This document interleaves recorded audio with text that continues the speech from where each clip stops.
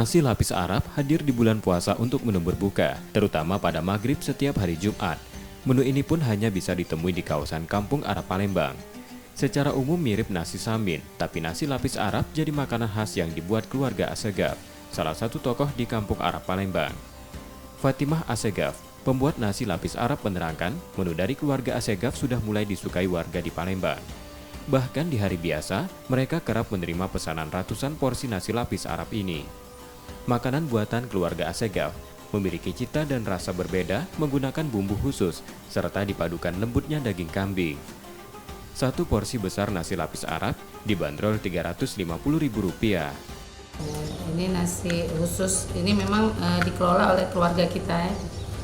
Dan cuman di keluarga kita yang bisa mengolah nasi lapis ini. Dengan perpaduannya menunya bisa krengsengan dan juga bisa kari. Khasnya tuh aromanya dan rasanya beda dengan nasi samin yang lainnya, beda.